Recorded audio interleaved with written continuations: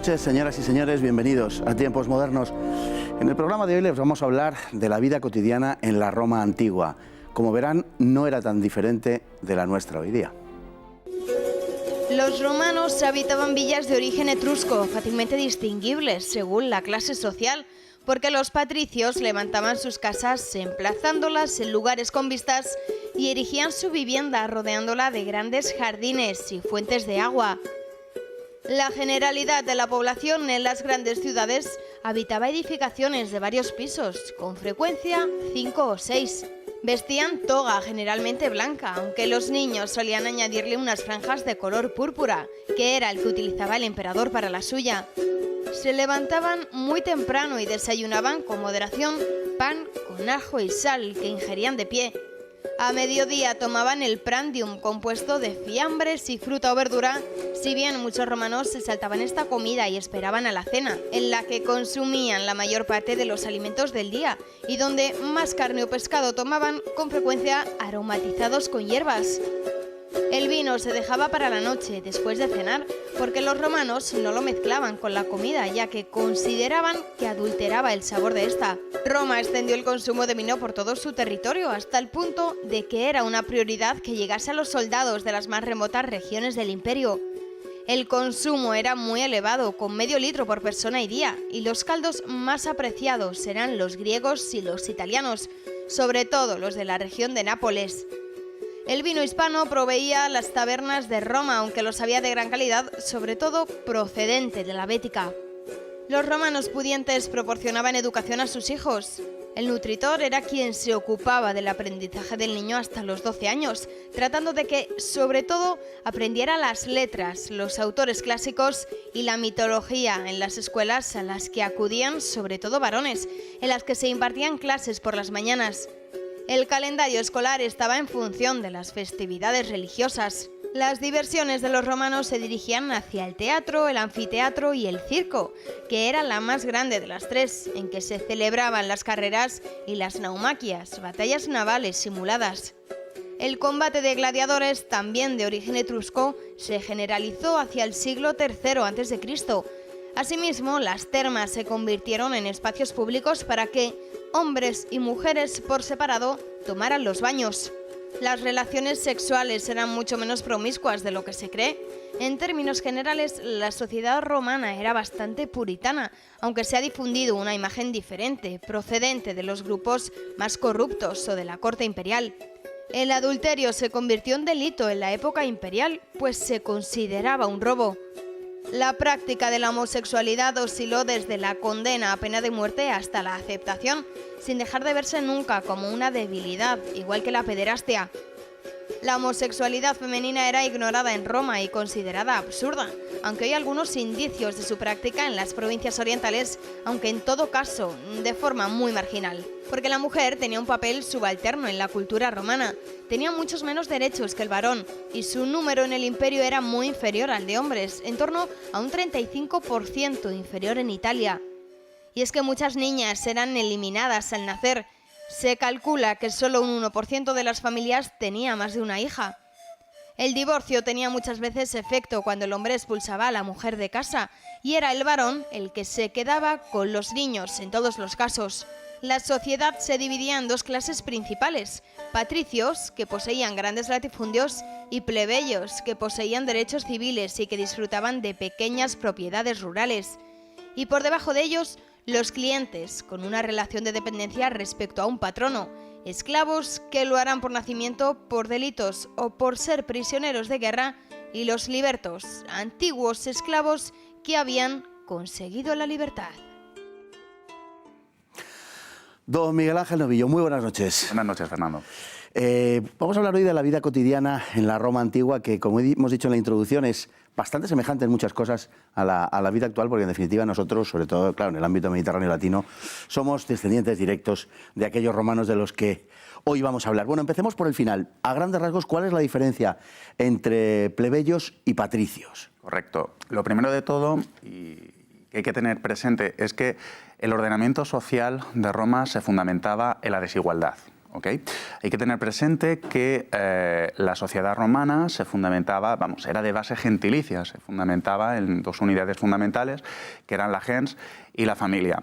En líneas generales, las diferencias entre patricios y plebeyos son las siguientes, es decir, los patricios son los descendientes de las familias más ilustres de Roma, es decir, se viene defendiendo que son los descendientes de las 100 familias fundadoras de Roma, los grandes propietarios, tenían todos los derechos y por otro lado, los plebeyos serían en sus orígenes esos inmigrantes, que fue absorbiendo la Roma primitiva y que poco a poco irían adquiriendo un mayor número de derechos. No vamos a entrar en detalles en el conflicto patricio-plebeyo, la emisión o la redacción de las leyes de las 12 tablas, esa igualdad hacia el 450 antes de Cristo, pero lo que hay que tener muy claro es que la riqueza no era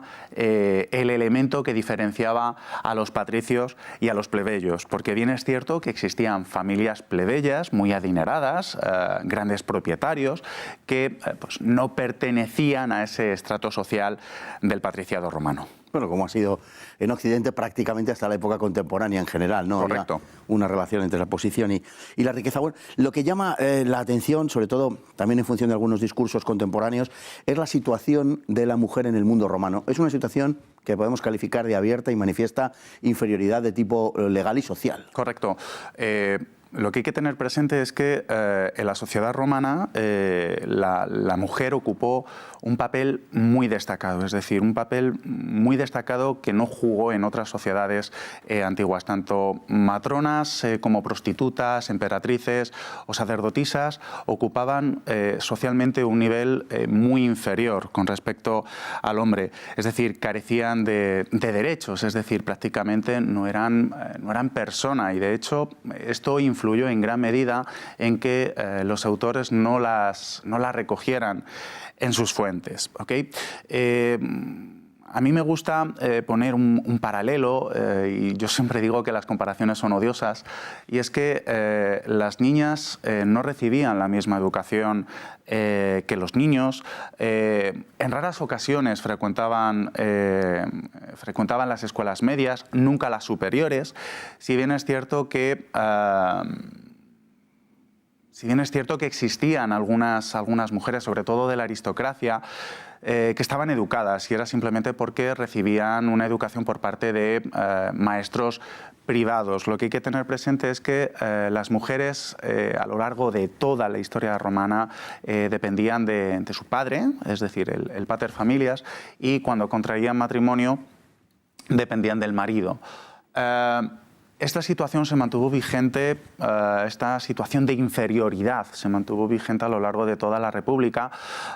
Bien es cierto que en esa transición hacia el imperio, sobre todo las mujeres de las altas esferas, digamos que no es que haya un proceso de aperturismo, pero sí que pues bueno, van ganando cierta posición. Es decir, no obstante, pues van a quedar relegadas a un papel muy secundario, van a acompañar a sus maridos a actos públicos, van a participar de algunas actividades de la vida cotidiana, pero siempre en un papel muy marginal.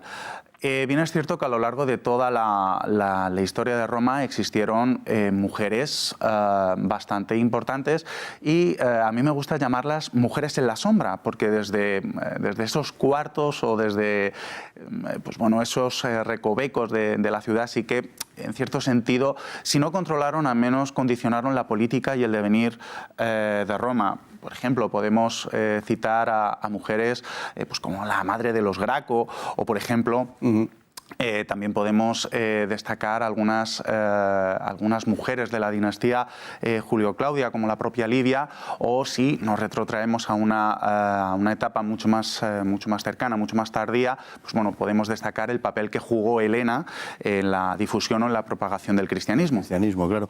Bueno, las mujeres, además, se practicaba con ellas el infanticidio en unas cantidades muy desequilibradas con respecto a los varones, lo que daba que en el imperio, y más concretamente en la península italiana, las diferencias entre varones y hembras fuera incluso notable. Pero vayamos a una cosa un poco más agradable, como es la cultura del vino en Roma, que era importantísima, por cierto, y que es algo que nos ha legado, claro. Efectivamente, el vino era importantísimo en Roma, tal es así que se consideraba un producto de primera necesidad. Fíjate, Fernando, en el dato tan relevante, tan significativo, que en época imperial se han hecho cálculos que se venía consumiendo del orden de 1,5 litros por persona y día. Es decir, hoy en día es algo inimaginable, es decir, estaríamos todos ebrios bebiendo 1,5 litros de vino al día. La verdad que existía toda una cultura del vino y en líneas generales se distinguían 3 tipos de vino. Por un lado el mosto, es decir, el mostum. Por otro lado estaba el merum, que era el vino propiamente dicho, y por otro lado existía el mulsum, que era ese vino aderezado con miel o con otras especias. Fíjate que el cultivo de la vid era algo muy honrado y, de hecho, toda la sociedad romana se sentía identificada con el vino. No obstante, bueno, pues vamos a barrer un poquito para casa. Los vinos hispanos, la verdad que tenían muy buena fama en todo el imperio y a lo largo de toda la historia de la antigua Roma. Existían 2 zonas productoras por antonomasia, la tarraconense al norte, la bética al sur, y se ha demostrado, es decir, la arqueología ha demostrado que los vinos hispanos se comercializaban y tenían más importancia incluso que los vinos italianos, es decir, de hecho se importaban a la Galia, muchos vinos hispanos. Había un vino además que parece ser que era como una especie de antecedente del Jerez, un vino dulce de la bética. Pues ahora mismo no recuerdo exactamente, pero las fuentes sí que ponen de manifiesto, fíjate, Plinio el Viejo o Marcial, pues bueno, destacan muy mucho la riqueza de los vinos hispanos, mientras que por otro lado Ovidio pues, nos habla de un vino, el Saguntum, que pues, bueno, se bebía en las tabernas y que servía prácticamente para emborracharse. Es decir, el vino de la plebe de Roma. El vino, y no tanto de la plebe, es decir, era el vino del día a día, sí, es decir, sí, lo podía beber todo el mundo. El peleón, diríamos, quizá, ¿no? Efectivamente, lo que sí había era un vino que se producía en la Campania, es decir, las actuales regiones de Nápoles, Salerno, que era el Falerno, era un vino pues, bueno, prácticamente a mano de muy pocos. Y de hecho, el vino no solo se bebía, sino que pues, también tenía facultades curativas, es decir, existen pasajes de Galeno que recomienda el consumo de vino. Nos queda no demasiado tiempo, pero no me gustaría que nos fuéramos sin tratar el asunto de los juegos, sobre todo el asunto de los gladiadores, el tema de los gladiadores que llama la atención hoy día, ¿no? Sí, vamos a ver, las gladiatorias, es decir, los ludi romani, estuvieron presentes a lo largo de la práctica totalidad de la historia de la antigua Roma. Bien es cierto que los podemos considerar como un deporte, pero también los podemos considerar como un ritual, es decir, los juegos gladiatorios estuvieron rodeados en todo momento pues de un halo sacro. Si bien es cierto que con el paso de los años, pues las luchas entre gladiadores fueron un medio de promoción, es decir, bien para el magistrado de turno o bien para el emperador. Creemos que los juegos gladiatorios estaban